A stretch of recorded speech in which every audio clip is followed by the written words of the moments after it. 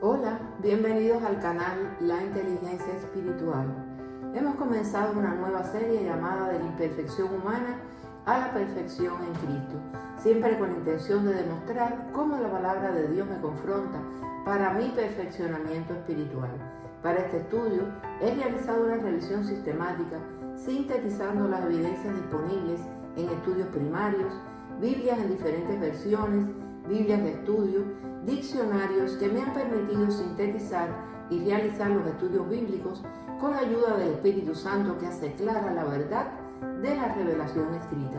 El título de hoy es En apuros, mas no desesperados. En la actualidad se ha fomentado una actitud no bíblica entre algunos creyentes hacia el sufrimiento en sus vidas. Todo esto en pos de procurar sentirse bien y buscar una falsa felicidad y bienestar. Basada en la versión natural del dolor y las dificultades, se ha incorporado además el concepto de que las dificultades ni siquiera debían cruzar su camino. Tendemos a olvidar incluso el hecho de que todas las personas vivimos en un mundo caído. Somos criaturas pecadoras que vivimos en una sociedad corrupta y maldita por el pecado. Los creyentes no deberíamos quedarnos sorprendidos ni resentidos cuando tenemos dificultades en esta vida. Debemos comprender que el sufrimiento es un instrumento divinamente designado para el desarrollo y la madurez espiritual. Romanos 5, del 3 a 5 afirma: no solo eso, sino que también nos regocijamos en nuestras aflicciones, porque sabemos que la aflicción produce paciencia, la paciencia carácter probado, el carácter probado esperanza. Esta esperanza no nos defraudará, porque el amor de Dios ha sido derramado en nuestros corazones por medio del Espíritu Santo que nos fue dado. Jesús nos dice que en el mundo tendrán aflicción. Juan 16:33. La palabra de Dios dice: le dijeron sus discípulos: he aquí ahora hablas claramente y ninguna alegoría dices. Ahora entendemos que sabes todas las cosas y no necesitas que nadie te pregunte. Por esto creemos que ha salido de Dios.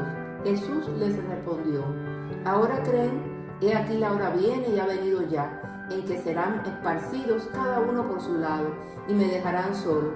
Mas no estoy solo, porque el Padre está conmigo. Estas cosas las he hablado para que en mí tengan paz. En el mundo tendrán aflicción, pero confiad, yo he vencido al mundo. Juan 16, del 29 al 33. El apóstol Pablo, basado en la experiencia personal, proporciona una lista de sus problemas. En 2 Corintios 4, del 8 al 9, dice la palabra de Dios: estamos atribulados en todo, mas no angustiados, en apuros, mas no desesperados, perseguidos, mas no desamparados, derribados, pero no destruidos. Y así vemos que en la soberanía de Dios toda clase de dificultades y percances son reales y se han de esperar en la vida de los cristianos. Una razón primordial por la que los cristianos en la actualidad nos cuesta aceptar el papel del sufrimiento en nuestras vidas o en la vida de amigos o seres queridos es que no hemos logrado comprender y aceptar la realidad de la soberanía divina. También muchos no logramos ver la adversidad desde la perspectiva de Dios. Esto provoca que pasamos por alto completamente el efecto fortalecedor y perfeccionador que las pruebas y los sufrimientos deben tener en la fe de nosotros los creyentes. Ojo, no estamos hablando de los sadomasoquistas. Hay quienes sufren como una manera de recibir atenciones de los demás, otros para demostrar lo mucho que se esfuerzan y otros para obtener reconocimiento. Esta no es la perspectiva divina. La conclusión de cualquier estudio bíblico sobre el sufrimiento es la siguiente, según el autor del excelente libro El poder del sufrimiento. John dice: es posible y es realmente el deseo de Dios que no nos limitemos solamente a sobrevivir o apenas tolerar un periodo de prueba o sufrimiento. Lo que el Señor quiere es que la experiencia, aunque resulte difícil atravesarla, sea finalmente positiva, una experiencia que fortalezca y purifique nuestra fe. Cuando experimentamos una prueba o un periodo de sufrimiento, muchos creyentes le hacemos estas preguntas a Dios: ¿por qué ha sucedido esto? ¿Qué mal he hecho yo para merecer esto? Este tipo de preguntas por lo general se formulan al comienzo de una prueba, mucho antes de que aparezca un propósito.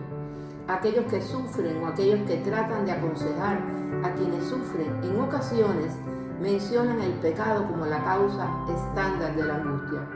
Pero recordemos un error que tuvieron los discípulos con respecto al hombre ciego de nacimiento, cuando le preguntan a Jesús: Rabí, ¿quién pecó, este o sus padres, para que haya nacido ciego? Jesús los corrigió de inmediato: no es que pecó este ni sus padres, sino para que las obras de Dios se manifiesten en él. Juan 9, del 2 al 3.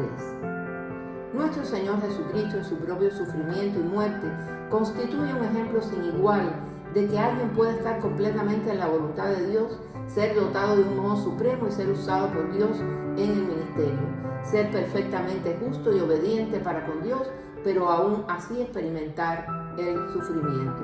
Jesús fue juzgado y ejecutado, aún así Él no había hecho nada malo. Él fue la máxima víctima del castigo y el sufrimiento injusto. De este modo nos proporcionó la norma de cómo responder a nuestra persecución injusta. La propia naturaleza y circunstancias del sufrimiento de Cristo demuestran como completamente falsa la idea de que los cristianos que sufren siempre están pecando o se encuentran fuera de la voluntad de Dios. Si Jesús, que fue el Hijo perfecto e impecable de Dios, sufrió tanto, entonces ¿cómo pueden los cristianos que son tan imperfectos esperar librarse de todos los sufrimientos?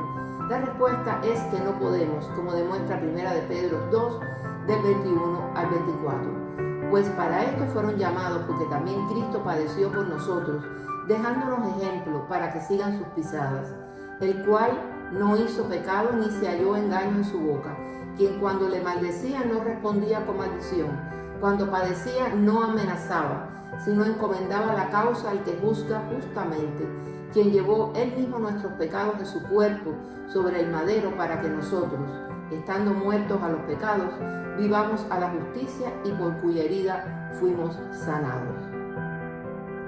No todos los cristianos sufrirán de la misma manera ni al mismo grado, pero aquellos que traten de transitar el camino de la justicia que lleva a la gloria, encontraremos pruebas, adversidad y sufrimiento. Cristo se entregó a sí mismo a Dios incluso en la muerte, porque Él sabía que el Padre evaluaría justamente todo su sufrimiento injusto. Hay que reconocer que confiar en Dios en periodos de adversidad es algo difícil de hacer. Confiar en Dios es cuestión de fe, y la fe es el fruto del Espíritu. Gálatas 5:22.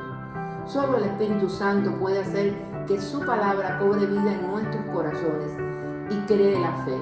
Pero podemos decidir volvernos a Él para hacer eso, o dejar que nos gobiernen nuestros sentimientos de preocupación, resentimiento o pesar. Seguidamente, cuando se nos persigue y se nos excluye injustamente en nuestros trabajos por nuestra fe, en nuestras familias o en nuestros contactos sociales o por los mismos hermanos de la fe, es necesario que sigamos su ejemplo y aceptemos la exclusión o persecución sin represalias. Resulta crucial que resistamos por medio de la gracia y el poder de Dios el impulso a defendernos o buscar venganza en medio de la acechanza injusta.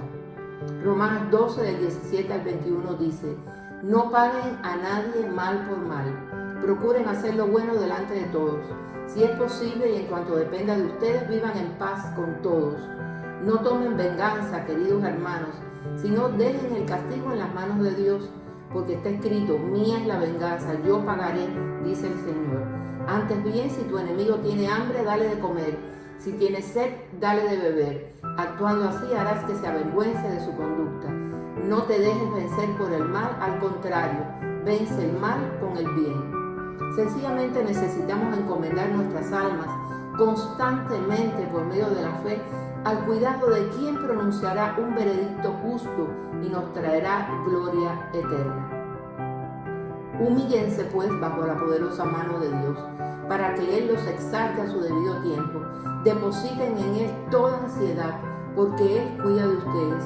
Practiquen el dominio propio y manténganse alerta. Su enemigo, el diablo, ronda como león rugiente buscando a quien devorar. Resístanlo, manteniéndose firmes en la fe, sabiendo que los creyentes en todo el mundo soportan la misma clase de sufrimientos.